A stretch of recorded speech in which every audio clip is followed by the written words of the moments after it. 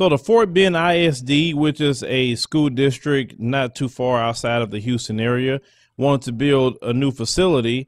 And when they was excavating, they started to find bones of black prisoners back in the 1910s and 20s era. Now, I want you to hear the particular news story, but we're going to get into why they were there.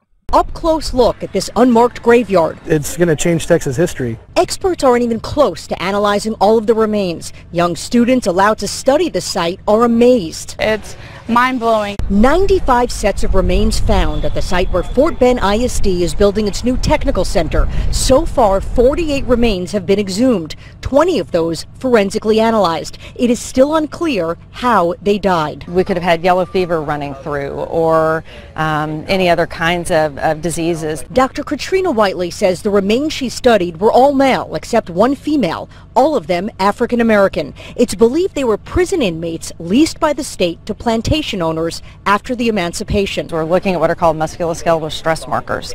And when you do heavy labor and you do heavy labor over and over and over again, it actually changes the bone. It's believed the burials here were between 1878 and 1910. Artifacts have also been found, including chains. Some of them have swivels on them that were more than likely utilized in chain gangs. Crews digging a trench came across the first set of bones back in April. Fort Bend ISD immediately halted construction. I feel like this historic cemetery really opens a broader perspective on the prison system. Points in history that deeply disturbed local historian Reginald Moore, who had warned the district it might find unmarked graves of black prisoners. Moore wants them buried nearby at the old Imperial Farm Cemetery, which he oversees. We're trying to make sure that we go forward in a positive way as far as getting them memorialized, getting a museum put together so we can give recognition. It's possible at one time the cemetery was marked with wooden markers that have since decayed. Now a chance to tell the story of those who lived and died here. Now, one thing that the guy stated in the news clip was that this changes Texas history. No, it doesn't change Texas history at all. This is the history of the United States, not just Texas. But let's talk about why they were there. Now, after slavery, after the Civil War, you start having the Reconstruction era. Now, you have to remember, all the labor in the United States of America was done by black men and black women. These white folks didn't do a thing, anything that had to do with building, farming, sewing, cooking, anything that you could think of, black people did it, period. So after slavery was over with, you remember the 13th Amendment. Now, the 13th Amendment says that slavery shouldn't be in the United States, it's not legal anymore, private slavery. But there's a clause in the 13th Amendment, and most of your politicians won't even touch the 13th Amendment. It says that slavery is okay if they are prisoners, okay? So now, after slavery, they had the 13th Amendment. The southern states said, well, hey, we can still have our slaves back. All we have to do is put them in prison and they can be slaves again. And so all of them got all on code together to try to start putting black people in prison. So they came up with something called the Black Codes. And these black codes were to restrict free movement of black people. Now, they used a lot of vagrancy laws to start hurling all the black people in jail. Now, vagrancy is basically anywhere you're going, you don't have a destination, you don't have employment, you may not have a home. Remember, a lot of black people just kicked off the plantation. That's all they knew. So they had to go find places and build places for themselves, which they did do. Over 200 black towns that they built with their own hands with no help of the colonizer. So they was using their police, once again, to herd up black people, men, women, and children, but mostly black boys and black men, to put them in prison. Now, as they are in prison, all these southern states and even some of the northern states wanted to use their prison labor. So they had the Convict Lease program. So you have plantation owners and private companies go to the state and say, hey, I need about 100 of them to come work for me. and they pay the state money, and then they give them the prisoners. Now, most of the rules were that the company or the plantation had to feed them, they had to clothe them, give them a place to sleep. That's what they had to do. And then they were supposed to give them 1 day off a week. That was the original rules.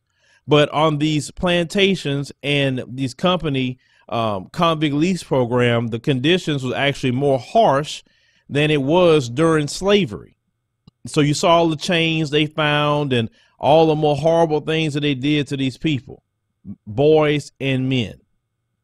So on this particular plot that you've seen here in the piece, the ages that the archaeologist stated the bones range was from 14 years old to 70. From all the bones that they found, there's also one sister that was out there as well. Now, modern science is real good about pointing things out nowadays.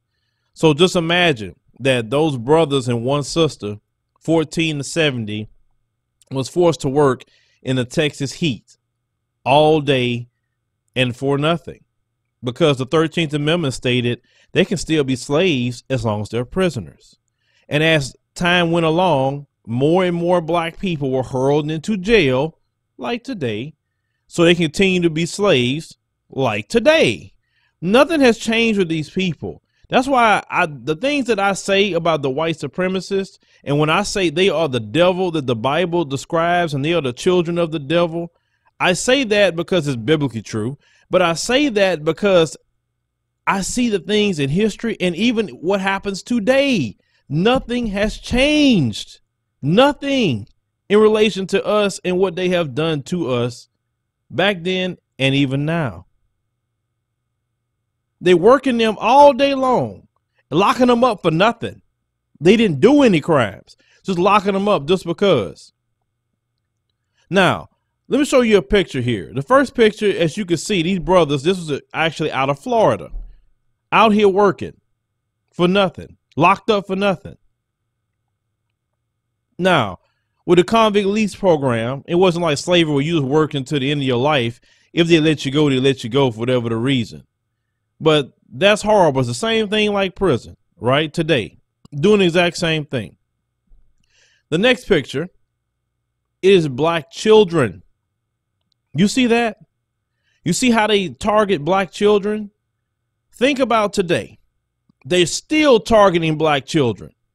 A black child sell water, you calling the police hoping you can get that child murdered or arrested. A black child's cutting grass, you calling the police, hopefully you can get that child murdered or arrested. Nothing has changed from that time period to now.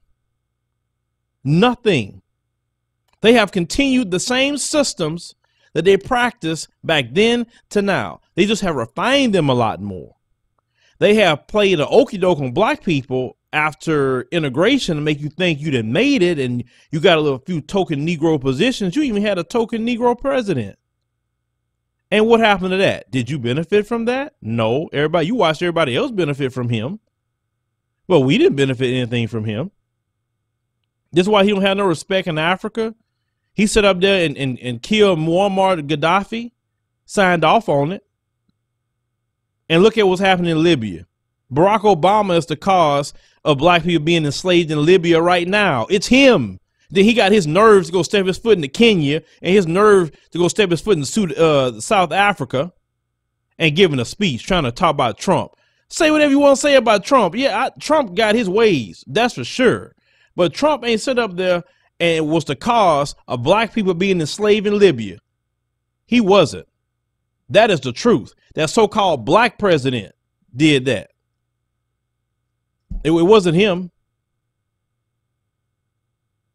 But when I'm looking at all this, it's good that this coming up. And, you know, they say that God works in mysterious ways, and he do.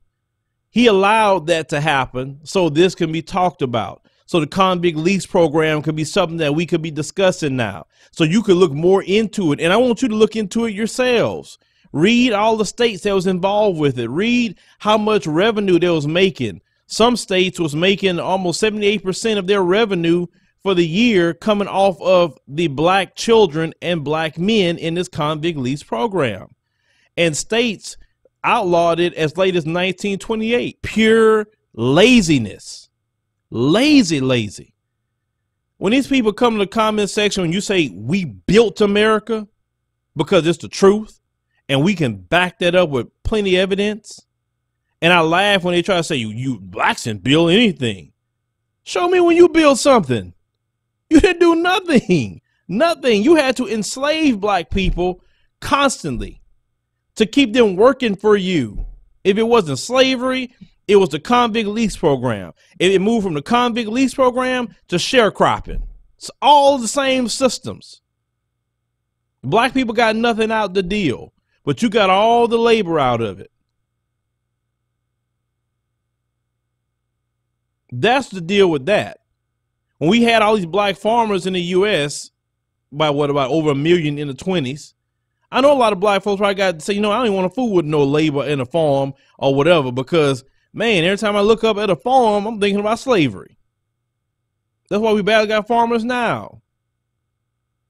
But this is the history of this country, ladies and gentlemen, and also you who watching throughout the world. This is America, and they still practice it to this day. All the black men that's locked up in prison now, most of the black men locked up are locked up for non-violent offenses.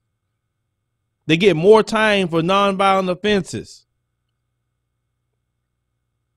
And they're doing slavery right now.